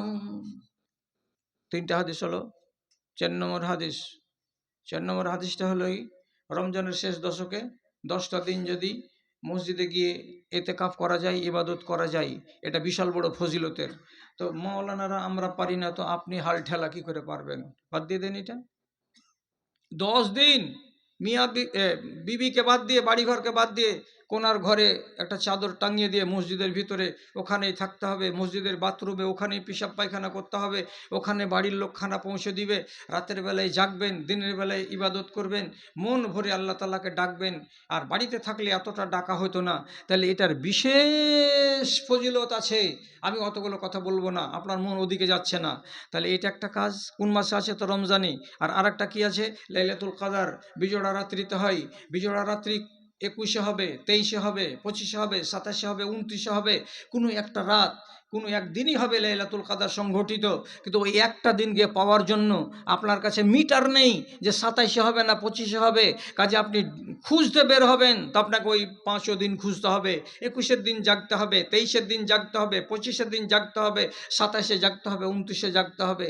জাগবেন কিভাবে? কোরআন তেলাওয়াত করে। জাগবেন কিভাবে? হাত তুলে তুলে বসে বসে দোয়া করে করে। জাগবেন কিভাবে? নফল নামাজ পড়ে পড়ে। জাগবেন কিভাবে? ঘুম যদি চলে আসে, আবার ওযু বানিয়ে নেন, মুখ চোখকে ধুয়ে নেন, আবার মসজিদে একটু করে হেঁটে হুঁটে বেড়ান, পায়তারা করেন, আর মনে মনে একটু করে দোয়া করেন। এভাবে আপনাকে কদরের রাতকে জাগতে হবে। যদি যদি যদি আল্লাহ রাব্বুল আলামিন আপনার কপালে লিখে দেয় যে আপনি 25 তারিখের রাত্রে আপনি জাগছেন, আর এই রাত্রিতে আজকে কি হয়ে গেল, সবে কদরের রাত হয়ে গেল, তাহলে এই রাত্রির ইবাদতটা আপনার খাতাতে লেখা যাবে এক রাতের নয়, 83 বছর 4 মাস আপনি যেন এভাবেই জেগে জেগে জেগে জেগে জেগে জেগে ইবাদত করছেন। এক রাতের ইবাদত কতদিনের ইবাদত হলো? 83 বছর 4 মাসের ইবাদতে রূপান্তরিত হয়ে গেল। এই মানুষটা জাহান্নামে যাবে? হ্যাঁ না বলুন? জাহান্নামে যাবে? এই মানুষটা জাহান্নামে যাবে না। তাহলে রমজান মাসে পাঁচটা দিক ছিল, এটাকে কাজে লাগাতেন, তো কাজে লাগাতে পারলে আপনার নামটা জাহান্নামের খাতা থেকে কেটে গিয়ে চলে যাবে কোথায়? তো জান্নাতের খাতায়। যে এটা সহজ কথা? জি সহজ কথা। কেন যে আল্লাহ রাব্বুল আলামিন নবী বলেছেন ওয়ালিল্লাহে ওয়াতাকাউ মিনান নার, ওয়ালিল্লাহে ওয়াতাকাউ মিনান নার। ও লোকেরা, তোমরা এটাকে পালন করো, পালন করো, পালন করো। কেন? আল্লাহ রাব্বুল আলামিনের এই রাতগুলোতে হাজার হাজার লক্ষ লক্ষ মানুষকে জাহান্নামের আগুন থেকে, জাহান্নামের খাতা থেকে নাম কাটিয়ে তাদেরকে জান্নাতের খাতায় তুলে দিয়ে থাকেন। একেবারে সহি হাদিস, একেবারে সহি হাদিস। আল্লাহ না করে আমার নামটা হয়তো জাহান্নামের খাতায় আছে, আমি রমজান মাসের তোফাইলে যদি একটু চেষ্টা করি, তাহলে আল্লাহর দয়ায় আমার নামটা জাহান্নামের খাতা থেকে জান্নাতের খাতায় চলে যাবে। সহি হাদিস থেকে প্রমাণ পাওয়া যায়। চেষ্টা করুন দাদারাই আমার। আর ছোট গুনাহকে ছোট বলবেন না, তাকেও মাফ করে নেন। আর বড় গুনাহকে বড় বলো তো জানবেনই, তো এই মাসের ভেতরেই সুযোগ আছে, এটাকে মাফ করে নেন। কেমন করে করব? কি করে মাফ করব? তো দ্বিতীয় নম্বর আত্মা এর চরিত্র হলো এইটা। দ্বিতীয় নম্বর আত্মার নাম হলো কি? লাওয়ামা। লাওয়ামা মানে কি? যখন পাপ কাজ করবে তখন অতটা খেয়াল থাকবে না, করে নিলাম, করে নেওয়ার পরে পরেই ওর ভেতর কামড় শুরু হয়ে যাবে। হায় আল্লাহ, কি করলাম, কেন করলাম, এইটা কাজ করা তোমার ঠিক হলো না। তো করে নিবে কেন? যে আমি বাশার, আমি ইনসান, আমার চরিত্র একটা আর আল্লাহর চরিত্র আর একটা, দুজনের চরিত্র আসমান জমিনের তফাৎ। আর যদি ভুল বলি তো তাহলে পরে কালকে ফোন করে বলবেন যে আমাদের মাওলানা বলেছে এ কথাটা আপনি ভুল বলেছেন, তাহলে আমি এটাকে তোবা করে নেবো, উইথড্র করে নেবো। তাহলে জেনে শুনে ভুল কথা বলছি না আপনাকে। কি কথা? বান্দার কাজ হলো পাপ করা, বান্দার কাজ হলো পাপ করা, আল্লাহর কাজ হলো মাফ করা। মনে থাকবে? মনে থাকবে কথাটা? কি বললাম? বান্দার কাজ হলো পাপ করা, আল্লাহর কাজ হলো মাফ করা। কোথায় পেলাম? কোরআন মাজিদ আল্লাহ তাআলা 10-12 জায়গায় বলছেন ইন্নাহু হুয়াল গাফুরুর রহিম, ইন্নাহু গাফুরুর রহিম ওয়া হুয়াল গাফুরুল ওয়াদুদ। আল্লাহ তাআলা অধিক ক্ষমাকারী, আল্লাহ তাআলা অধিক দয়াবান, আল্লাহ তাআলা সবাইকে মাফ করে থাকেন। তাহলে আল্লাহর একটা চরিত্র হলো কি? বান্দাকে মাফ করা। আর আমার চরিত্র কি? তো পাপ করা। আমি কোথায় পেলাম যে আমি পাপ করব? পাপের কথা এর আগে কোরআন মাজিদে আপনাকে 6 থেকে 7টা আয়াত পড়েছি। যারা জুলুম করে তারা পাপী, যারা কৃপণতা করে তারা পাপী, যারা হুজ্জতি করে তারা পাপী, যারা মিথ্যা কথা বলে তারা পাপী। এগুলা কোরআন মাজিদে প্রমাণ আছে।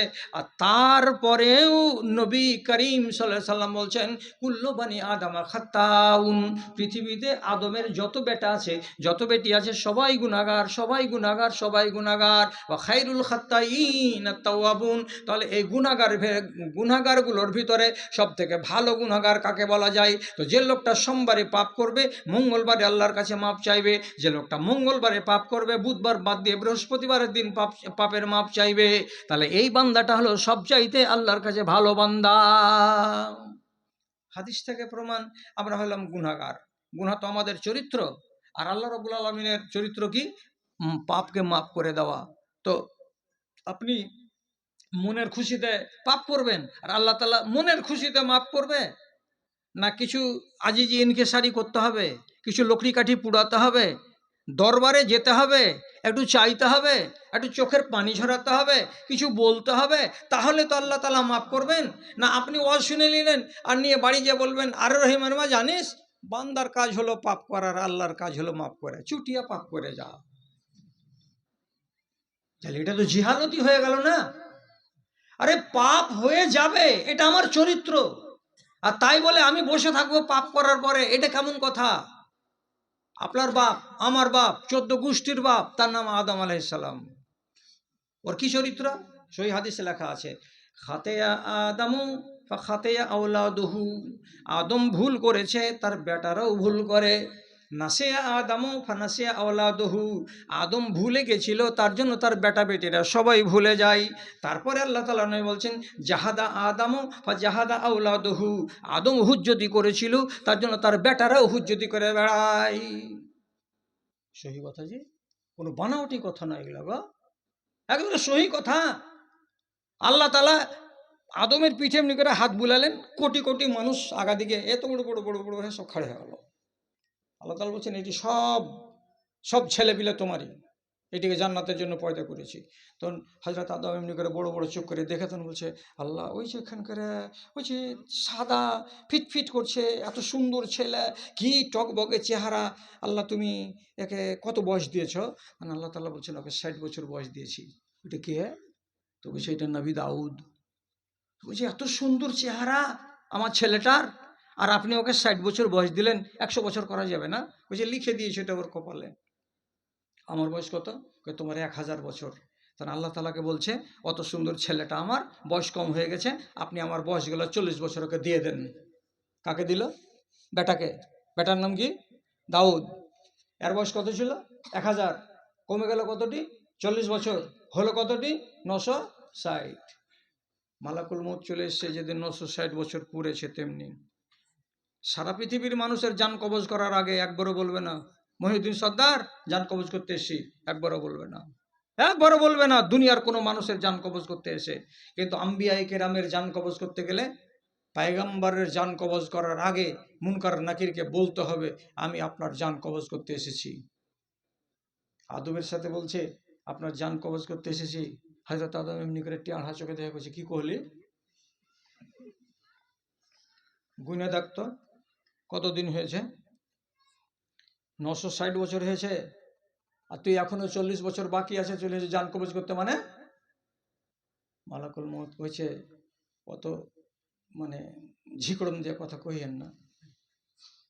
আপনি যে 40 বছর আপনার কোনো বেটাকে দান করে দিয়েছিলেন, সাথে সাথে কইছে ওগুলো আমার মনে নেই, এখন ওগুলো মনে নেই আমার।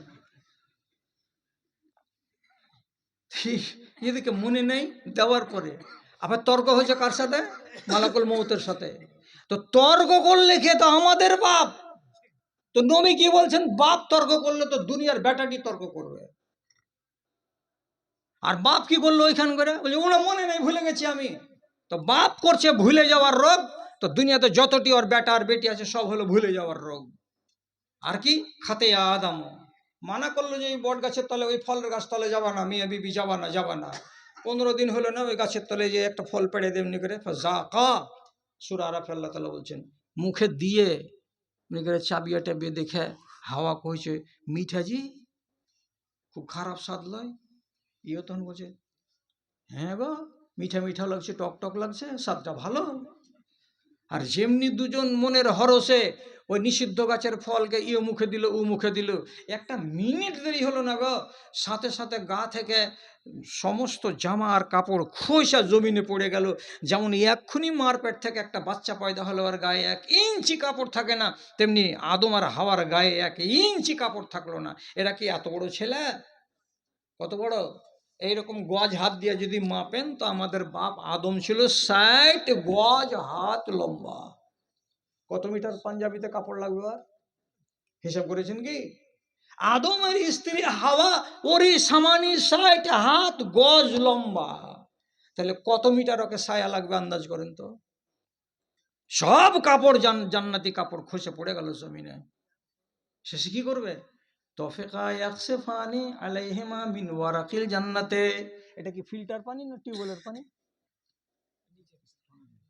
এটা বোতলের পানি কি না? বোতলের না হলে দিও না। হ্যাঁ হ্যাঁ, ওইগুলো একটু দেন তো গিলাসে করে। তফিকা ইয়াকসিফানি আলাইহিমা মিন ওয়ারাকিল জান্নাতে, এটা মিশাল করে দিও না একটু। কি করলো এবার? ওইরকম নাঙ্গা হয়ে দাঁড়িয়ে থাকবে?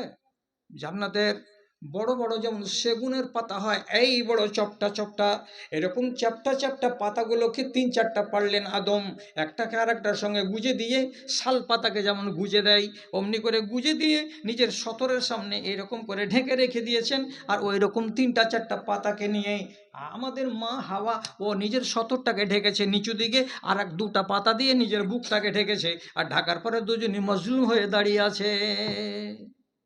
কেন ঢেকেছে মন করে?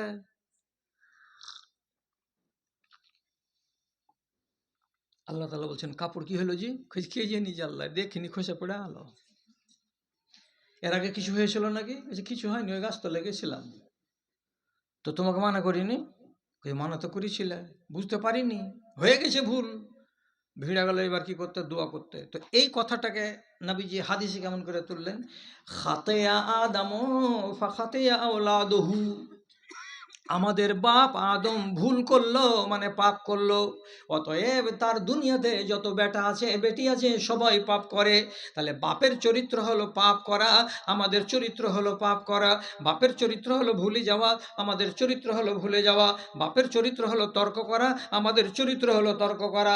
সবই মনে রেখেছো হে ইনসান, কিন্তু একটা জিনিস মনে রাখতে পারোনি, যেদিনই আদম আলাইহিস সালাম বুঝতে পারলেন আমি ভুল করেছি, তার পরক্ষণেই আল্লাহ তাআলার কাছে কাঁদতে লাগলেন আর আজিজি ইনকে সারি করে বলতে লাগলেন, রব্বানা জালামনা আনফুসানা ওয়া ইল্লাম তাগফির লানা ওয়া তারহামনা লানাকুনান্না মিনাল খাসিরিন। আল্লাহ, আমরা মিয়া আর বিবি দুজনেই আমাদের নফসের উপরে জুলুম করেছি, অন্যায় করেছি। আল্লাহ, তুমি যদি মাপ না দাও তাহলে আমরা বরবাদ হয়ে যাব, আমরা ছাই হয়ে যাব, আমরা ধুলিসাৎ হয়ে যাব। আল্লাহ তুমি মাফ করে দাও। এ কথা বলে কাঁদতে লাগলেন, কাঁদতে লাগলেন, কাঁদতে লাগলেন। কতদিন কাঁদলেন, কয় বেলা কাঁদলেন। শেষে পর্যন্ত আল্লাহ রাব্বুল আলামিন ওদের চোখের পানিকে দেখে মিয়া আর বিবির সামনে দাঁড়িয়ে রাব্বুল আলামিন বলছেন, ফাতাবা আলাইহিমা, যাও তোমাদের দুজনের তওবাকে কবুল করা হলো, আমি তোমাদেরকে মাফ করে দিলাম। তাহলে আমাদের বাপের এটা চরিত্র আমরা ছেড়ে দিয়েছি। ওইটি ঠিক আছে, বাপ ভুল করেছে, আমি ভুল করব। বাপ স্মরণ ছাড়া হয়েছে, আমি স্মরণ ছাড়া হয়ে যাচ্ছি।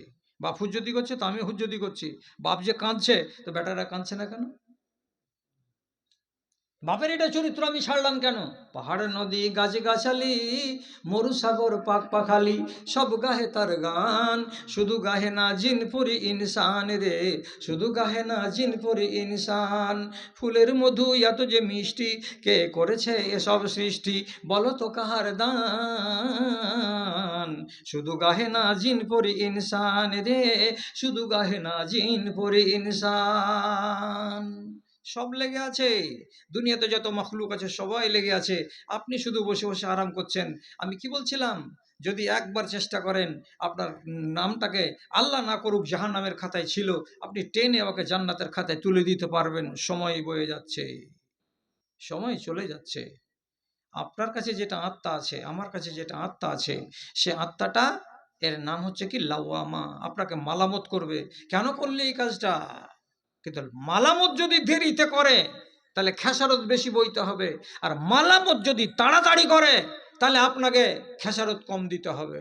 সাহাবাই কেরামের জীবনী থেকে একটু যদি জ্ঞান হাসিল করার ইচ্ছা করেন তো করে নিতে পারেন। আপনাকে আমি একটা হাদিস বলছি, ভালো করে শুনুন, বেশি আর আপনাদের সময় নেব না। বাড়ি যাবেন, আরাম করবেন, মা বোনেরা রান্না বান্না করবে, তারপরে আবার জাগতে হবে, লম্বা পালা আছে। কি বলছি, এক সাহাবী দিনের বেলায় রাসূলুল্লাহর কাছে মসজিদে নববীতে এসেছেন, আর আসার পরে একবারে মুখখানাকে কাচু কুচু করে দিয়ে শুখা শুখা মুখ নিয়ে একবারে নরম সুরে রসুলকে বলছেন, হালাকতো ইয়া রাসূলুল্লাহ, হে আল্লাহ রসুল, আমি নিজে বরবাদ হয়ে গেছি আর আমার বাড়িওয়ালিটাকেও বরবাদ করে দিয়েছি। রসুল বলছেন, কি কথা? জিন্দা মানুষ আমার সামনে খাড়ো হয়ে আছো এত ফ্যান্সি হয়ে, আর বলছে যে হালাক তো, আমি হালাক হয়ে গেলাম। কি হলো তোমার? তোমার বাড়িওয়ালি হালাক হয়ে গেছে, কি হয়েছে? কিছু তো বুঝতে পারছি না, কথা খুলে বলো। তো খুলে বলছে, তখন কি বলছে, ওয়াকাতু আলা ইমরাতি ফি রমাদান, এটা চলছে রমজান মাস। রমজান মাসে সাহারির টাইম থেকে শুরু করে ইফতার করা পর্যন্ত এই সময়খানির ভেতরে হালাল স্ত্রী যে কোনো পুরুষের জন্য হারাম, হালাল পুরুষ যে কোনো নারীর জন্য হারাম, এর সঙ্গে মিলামিশা করা চলে না। তো কি হয়েছে, বলছে দিনের বেলায় আমি আমার স্ত্রীকে নিজেকে সামলাতে না পেরে তার সঙ্গে মিলামিশা করে নিয়েছি। আমি যখন মিলামিশা করলাম তখন আমার রোজাটা গেল, আর আমি যখন আমার স্ত্রীর সঙ্গে মিলামিশা করলাম তো তখন তারও রোজাটা গেল। তাহলে আমি যেমন বরবাদ হয়েছি, আমার বিবিও বরবাদ হয়েছে। অতএব এই যে একটা রমজান মাসের রোজাকে নষ্ট করলাম, একটা ফরজ জিনিসকে তরক করে দেওয়ার কারণে আল্লাহর পক্ষ থেকে আমার উপরে নারাজগি নাজিল হতে পারে। তার জন্য এই বেচারি কতটা মনের ভেতরে ভয় আছে।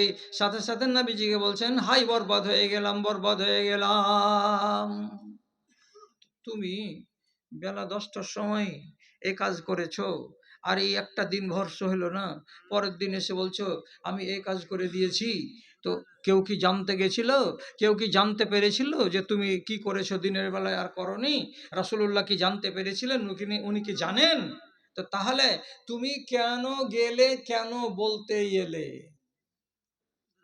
শুধু এই কথাটাই যে বুক কামড়াচ্ছে, তার মানে ইমান কামড়াচ্ছে ওকে, কালকে পাপ করেছি আমি, আর এই পাপ নিয়ে যদি বসে থাকি তাহলে আমার সর্বনাশ হবে। তাহলে পাপ করার টাইমে মানুষ খেয়াল রাখতে পারে না, হয়ে যায়, এটা হলো আমার চরিত্র। কিন্তু তারপরে যদি তাড়াতাড়ি খেয়ালে আসে, তাহলে আপনি আপনার আত্মাকে মালামত করে বলুন, হাই মন তুই কেন করলি এই কাজ, হাই রে আমার দিল রে, তোর দ্বারাই এত বড় কাজ হয়ে গেল, তুই নিজেকে সামলাতে পারলি না। তাহলে যেই মানুষটা পাপ করবে, করার পরে নিজের আত্মাকে, নিজের নফসকে মালামত করবে, তওবার পথে এগিয়ে যাবে, এই আত্মাটা হচ্ছে অনেক ভালো। রাসূলুল্লাহ ওকে বলছেন, এরকম কাজ করে বসেছ? জি হ্যাঁ, এরকম কাজ করে বসেছি। ঠিক আছে বাবা, যখন হয়ে গেছে তখন তোমাকে তো মুক্ত হতে হবে, তোমাকে তো পাক হতে হবে, তোমাকে গুনাহটা থেকে তো পরিষ্কার হতে হবে। জি জি জি আল্লাহ রসুল, আমাকে যেন এই গুনাহ বরবাদ না করে দেয় তার জন্য আপনার কাছে এসেছি। কি করতে হবে? রসুল্লাহ বলছেন, তোমাকে 60 দিন রোজা রাখতে হবে। রোজার পরে তো খালি এমনি করে চুলকাইছে আর কইছি 1 মাসের রোজার ঠেলাতে এই হয়ে গেল ঘটনা, আর ফের 60 দিন রোজা রাখা কি চারটিখানি কথা হলো জি? এইটা করা যাবে না আল্লাহ রসুল। তো বলছে একটা গোলামকে আজাদ করতে পারবা? বলছে অত টাকার তো লোক নয়, কোথায় পাবো, জীবনে তো একটা 500 টাকার নোটও দেখতে পাই না, তো কি একটা গোলামকে আজাদ করতে গেলে কমসে কম 10,000 দিরহাম লাগবে, এত টাকা পাবো কোথায় রসুল? তো ফের তখন বলছি, এটাও যদি না পারো তো একটা কাজ করো, 60টা গরিব মিসকিনকে একদিন খানা খাইয়ে দাও। তো তাহলে 60টা মিসকিনকে খানা খাওয়াতে গেলে আল্লাহ তাআলা তোমার এটা কাফারা হিসেবে কবুল করে নেবেন, আর রোজাটাকে পরবর্তী সময়ে তুমি কাজা করে নিবে। তখন ফের এমনি করে লাটছা চুলকাইছে আর কইছে, বাড়িতে তো ওই কানখা ভাঙা হাঁড়িটাতে দেখুন এতটি জব আছে, 3 দিনের খানা হবে মেয়ে আমাদের, এতে 60টা মিসকিনকে খাওয়াইতে হবে, পাবো কোন ঠেরে আল্লাহ? কোথায় পাওয়া যাবে এতটি জিনিস? রসুল আর মুখ সুখা দেখে তখন বলছে যে এর দ্বারাই এটাও হবে না। তখন একটা লোককে, হ্যাঁ, উনি নিজে মা আয়েশার কামরাতে ঢুকে গেলেন, আর যাওয়ার পরে 2 মিনিটের মাথায় যাবে আরাকিন, এত বড় একটা চাঙারি, চাঙারি এদেশের লোক বলে কি, হ্যাঁ চাঙারি, এত বড় একটা চাঙারি ভর্তি করে খেজুর হবে, 2.5 কেজি কিংবা 3 কেজি কিংবা 5 কেজি খেজুর হবে। এইটি রসুল্লাহ নিয়ে এলেন। নিয়ে আসার পরে লোকটাকে বলছেন, এইটি নাও। নেওয়ার পরে এখান দিয়ে যখন তুমি বাড়ি যাবে, তো এদিক দিয়ে যেতে যেতে যেতে যেতে রাস্তাতে যতটি গরিব পাবে, আর এদিক দিয়ে ঘুরিয়ে এসে মদিনার অলিগলিতে যতগুলো গরিব পাবে, সব গরিবগুলোকে 4টা 5টা, 3টা 4টা 5টা, 3টা 4টা 5টা করে তুমি সবাইকে দান করে দাও। এটি যদি গরিবদের ভিতরে বেটে দাও তাহলে আল্লাহ তাআলা তোমাকে মাফ করে দেবেন। শুনেছে, শুনে তখন বলছে, গরিবদের ভেতরে বিতরণ করে দেবো রাসূল? বলছে হ্যাঁ। তখন ফের জিজ্ঞেস করে বলছে, আলা মান হুয়া আফকারু মিন্নি, কোনগুলো গরিবের উপরে দান করব? যে গরিবগুলো আমার থেকে বেশি গরিব তাদের উপরে নাকি? বলছে হ্যাঁ হ্যাঁ গরিবগুলো। তখন নবীজির সামনে লোকটা বলছে, সারাটা মদিনার চারি প্রান্তে আমার মতো অধম গরিব আর একটাও নাই। কাকে দিব? কাকে দিব যে রসুল? রাসূলুল্লাহ হাসতে হাসতে বলছেন, তুই খেয়ে লেগা। তো নিজের ভাগে সবটি পড়ে গেল। কত গরিব ছিল। আবার এই সাহাবীর ঘটনা থেকে কত বড় শিক্ষা পেলাম যে রাসূলুল্লাহ আমাদেরকে একটা উসুল, একটা নীতি শিখিয়ে দিলেন। আর তার চাইতে যেটা বড় জিনিস শিখলাম সেটা হলো এই যে ওর নফস ওকে মালামাত করেছিল, ওর নফস ওকে লানতান করেছিল। তুই একটা সাহাবী, আর তুই জানিস যে রমজান মাসে এই কাজ করতে গেলে গুনাহ হবে, পাপ হবে, তারপরে তুই কাজ করলি কেন? জানে সবই তো বুঝি, কিন্তু খেয়াল থাকলো না, থামতে পারলাম না নিজেকে। দিনের বেলায় শুয়েছিলাম, মিয়া আর বিবি আরাম করছিলাম, আর আরামের টাইমে ব্যারাম ঘটে গেল। কি করব? তা এই একবার হয়ে যাচ্ছে অন্যায়, আর তার পরের মুহূর্তে যদি নিজের নফসকে মালামত করতে পারে আর তওবার পথে এগিয়ে যাই, এই আত্মাটা হলো সব থেকে ভালো। জি হ্যাঁ, আর একটা হাদিস বলি বলে আপনাকে ছেড়ে দিচ্ছি। কি হাদিসটা? এক সাহাবী রাসূলের কাছে এসে বলছেন, আল্লাহ রাসূল, ইন্নী ফাআলতু কাযা ওয়া কাযা ফাফআল বি মা শি'তা। রাসূল, আমার দ্বারা একটা বড় অপরাধ হয়েছে, সুতরাং আপনি আমাকে মারবেন, কাটবেন, পিটবেন, যেটা করবেন করেন, আমি রাজি আছি, আমি একবারও না বলবো না। কি হয়েছে রে বাবা তোমার দ্বারাই? তখন সাহাবীটি বলছে, আল্লাহ রসুল, আমি আমার খেজুরের বাগানে কোদাল চালাচ্ছিলাম, খেজুরের গাছের গোড়াগুলোকে আলগিয়ে আলগিয়ে দিচ্ছিলাম, আগামীতে বৃষ্টি হবে আর তারপরে খেজুরের গাছে ফল ধরবে সুন্দর, ওই জন্য আমি মেহনত চালাচ্ছিলাম। তারপর বুঝে, তারপর আমার বাগানের মধ্য দিয়ে একটা বেড়ি রাস্তা আছে, এই বেড়ি রাস্তাটা দিয়ে একটা মেয়ে ছেলে চলে যাচ্ছিল, এই হাঁটতে হাঁটতে হাঁটতে হাঁটতে। কোথায় যাবে? তো যাবে কুরসেল। তো আমার সামন দিয়ে যখন চলে যাচ্ছিল, তখন আমি একটা মানুষ, আমি নিজেকে সামলাতে না পেরে কোদালটাকে রেখে দিলাম। আর কোদালটাকে রেখে দিয়ে কি করলাম? কইছে লাজম তোহা ওয়া কাব্বাল তোহা ওয়া লামাস্তোহা গায়রা আন্নি লাম উজামিউহা। হে আল্লাহ রসুল, আমি এখান থেকে হেঁটে গিয়ে মেয়ে ছেলেটির রাস্তার সামনে খাড়ো হয়ে গেলাম এবং ওর ইচ্ছার বিরুদ্ধে আমি মেয়েটিকে জড়িয়ে ধরে নিলাম, আমি তার গায়ে হাত লাগালাম, আমি তার মুখে চুমু দিয়ে দিলাম, কিন্তু সত্য কথা বলছি আল্লাহ রসুল, আমি ওর সঙ্গে মন্দ কাজটা করিনি, মানে প্র্যাকটিক্যালটা আমি করিনি, সহবাসটাকে বাদ দিয়েছি, দিয়ে বাকি তিনটাই কাজ করেছি। আমি ওকে ছুঁয়েছি, আমি ওর গায়ে হাত দিয়েছি এবং ওকে আমি চুমা খেয়ে নিয়েছি। এবার আপনি বলেন তো আমার কি করা যায়? আপনি নিজে বলেন। আরে খ্যাপা, তুই 10টার সময় কি গোলমাল করলি না করলি কে দেখেছে? বেটি ছেলেটা কি থানাতে গেছিল? যায়নি। আমার কাছে কি এসেছিল? আসেনি। তো তুই কেন আলি? আপনিও বলুন না, কেন আলি? হায় হায় হায়, এগুলো মানুষ কেমন গো, যে পাপ হবে 10টায়, তো 11টা পর্যন্ত টাইম নিবে না, 12টা পর্যন্ত টাইম নিবে না, দৌড়ে দৌড়ে এসে মাওলানার কাছে নেই, মৌলভী সাহেবের কাছে এসে জানতে আসছে কি হবে কি হবে।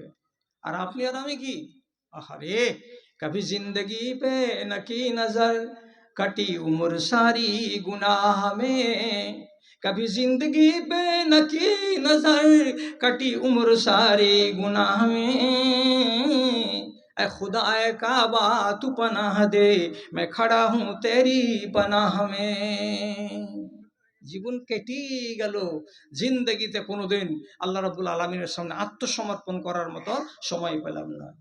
ये चंद कतरे मेरे अश्क के जो तैरते हैं निगाह में, ये नदामतों के चराग हैं, इन्हें लाया हूँ मैं गवाह में, इन्हें लाया हूँ मैं गवाह में। मेरा जुर्म लाख बड़ा सही तेरे फजल से तो बड़ा नहीं, मेरा जुर्म लाख बड़ा सही तेरे फजल से तो बड़ा नहीं, मेरे जैसे लाखों की मजन तेरे रहमतों की पनाह में, तेरे रहमतों की पनाह में। চোখের পানি নিয়ে তোমার কাছে হাজির হয়েছে আল্লাহ। এই চোখের পানিটি হলো আমার সাক্ষী। কিসের সাক্ষী? আমার মনটা আমাকে বকছে, আমার মনটা আমাকে গালি দিচ্ছে, আমার মন